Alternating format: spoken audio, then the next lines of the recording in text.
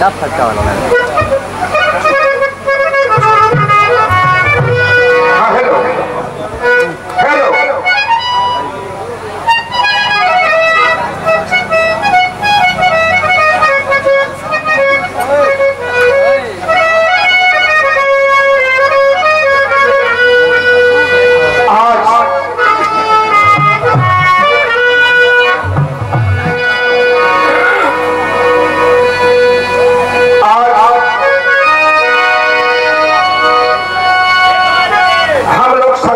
सभा में उपस्थित है।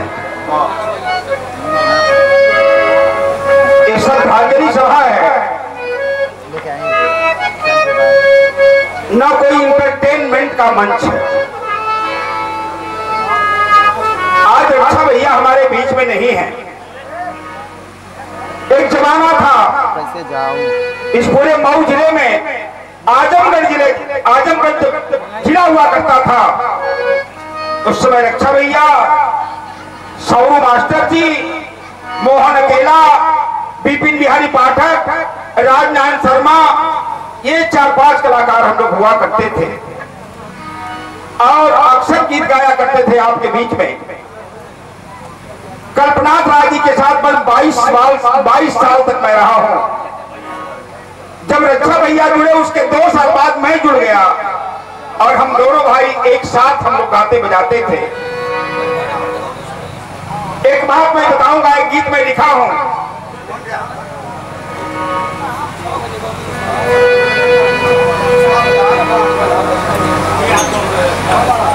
ये धनंजय बाबू के इस परिवार की तरफ से बहुत सा पुष्पहार, एक गमछा और 500 रुपयों का पुरस्कार रामबचन यादव जी, प्रभात रामबचन यादव जी, आपके कार्यक्रमों से 100 रुपये का पुरस्कार बार बार स्वागत करते हैं। लेकिन कहना है, सुनेंगे मेरे मित्रों, ये मेरे दिल का दर्द है एक बड़े भाई के प्रति। आज से रक्षा भैया का नाम यहां से खत्म हो जाएगा, लेकिन रक्षा भैया हमेशा इस क्षेत्र में जीवित रहेंगे मेरे मित्रों। सबसे पहले मैं रक्षा भैया के चरणों में श्रद्धा सुमन अर्पित करते हुए बिरहा के सम्राट विजय लाल जी और हमारे कवि प्यारे लाल जी, धन्य है वो माता पिता जितने बच्चे को पैदा होते ही एक बच्चे का नाम प्यारे लाल रख दिया। प्यारे लाल यानी प्यार का प्रतीक। प्यारे लाल जी प्यार के प्रतीक है मेरे मित्रों। आज पिछले 30 वर्षों से लगभग हमारा प्यारे लाल जी का साथ है। एक बच्चे का नाम प्यारे लाल रख दिया और दूसरे बच्चे का नाम जो पैदा होगा उसका नाम विजय रख दिया। विजय, क्या दिल में लालसा रही होगी, विजय यानी विजय। धन्य हो माता पिता, ऐसे ही माता पिता हुआ करते हैं। हर माता पिता चाहता है कि मेरा पिता, मेरा बेटा, मेरा बेटी आगे जाए। लेकिन मेरे मित्रों, एक कंपोज गीत है, आपसे बताएं। पहले गाना हुआ करता था, विजय लाल जी गाते थे। सावन में कजरी होती थी,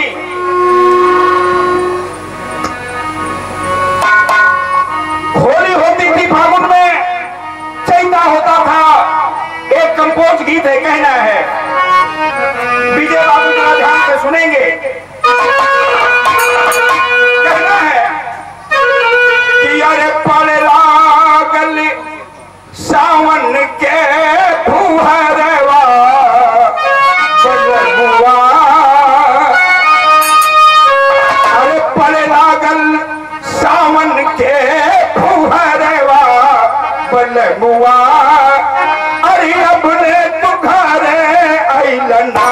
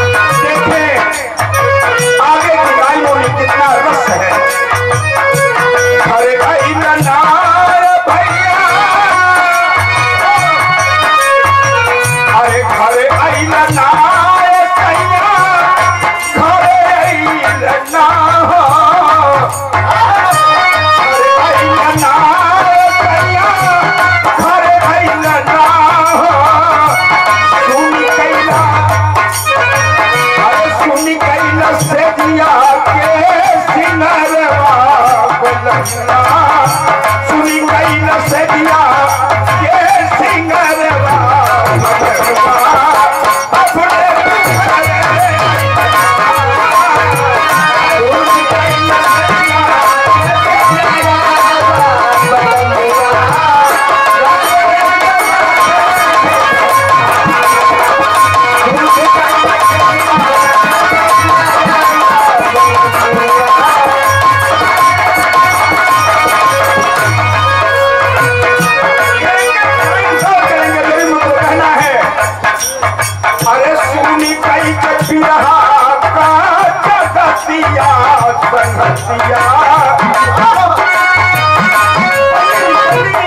कहना है रक्षा भैया मेरे साथी थे, मेरे मित्र थे। आज कहना है सुनी कई के भी रहा जगतिया संगतिया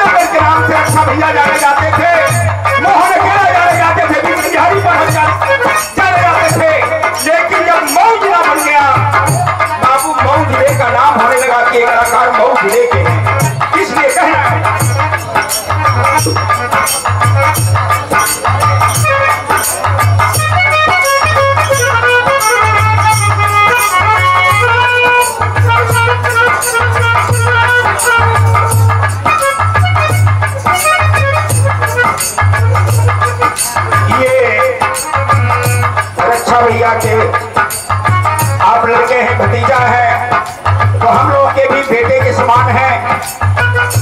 आपके कर्मों से एक उपहार 500 रुपये का पुरस्कार और 500 रुपये का पुरस्कार छोटे भाई विजयलाल यादव जी बिहार सम्राट आपके कर्मों से मिला। मैं दोनों भाइयों को बार बार धन्यवाद देता हूँ, स्वागत करता हूँ। लेकिन एक बात बताएंगे मेरे मित्रों, कहना है आकाशवाणी से बिरहा आता था, आज बनारस से जब हीरा यादव गाते थे उधर से, और गोरखपुर से जब रक्षा भैया गाते थे, हम लोग भी गाते थे, विपिन बिहारी पाठक गाते थे। तो जब वहां से रक्षा भैया का बिरहा आता था और बनारस से हीरा यादव का बिरहा आता था, तो समाज के लोग कंपेरिजन करते थे कि मऊ आगे है कि बनारस आगे है, आजमगढ़ आगे है कि बनारस आगे है। मेरे मित्रों, यही नहीं, रक्षा भैया ने बड़ी ख्याति प्राप्त किया था। कहना पड़ा अरे गाजीपुर बनारस है,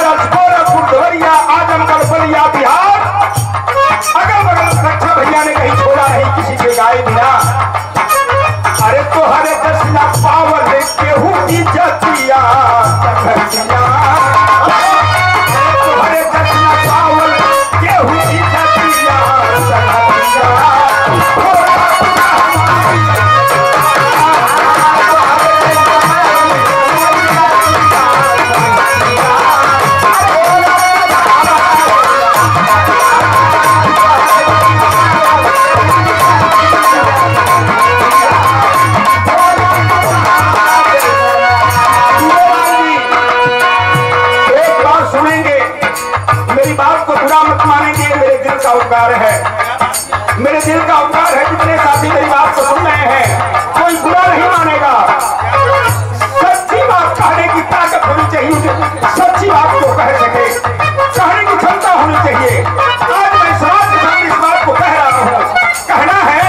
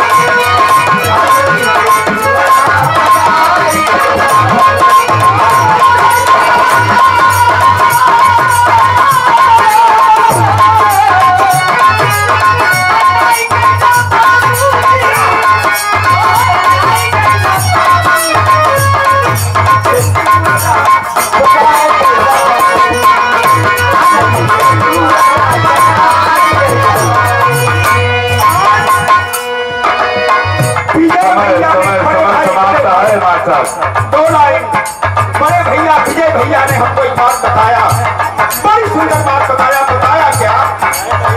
माई बतलावे सबले बबुआ ना